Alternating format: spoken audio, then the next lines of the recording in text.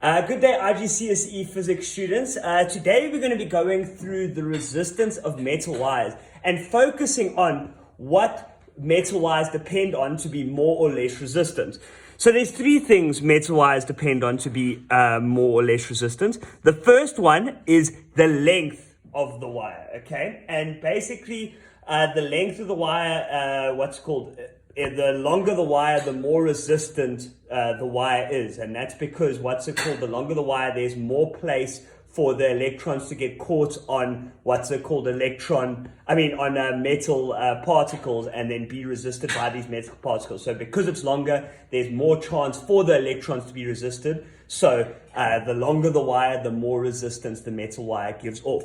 The second one is the cross-sectional area of a metal wire, and cross-sectional area works the other way. It's because the thicker the wire, the more space there is for these electrons to kind of like sneak their way around these metal particles and therefore move through the wire quicker. So the smaller, the thinner the wire is, or the smaller the cross-sectional area, the more resistance the metal wire will have. And then the third one, which isn't very important in the course because it's very much just done through trial and error, it's the type of metal that you're using.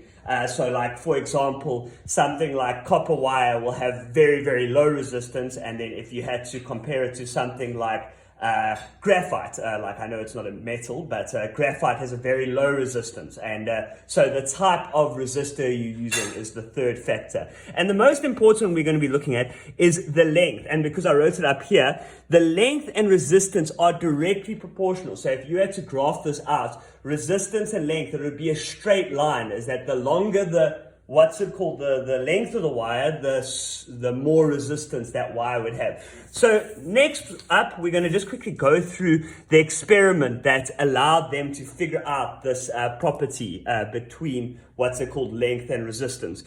So what they would do is, when they did this experiment, is that they set up a circuit like this, where they had a battery that was connected to an ammeter, and then they had an open node here. So I put a voltmeter here because they would have had to put a voltmeter.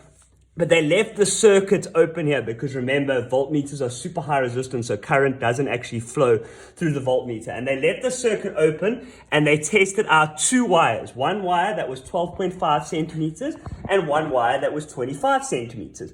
And when they placed this wire, so they placed wire 1, they got these results, is that they got, there's a voltage of 1.2, because obviously that's going to be the battery voltage.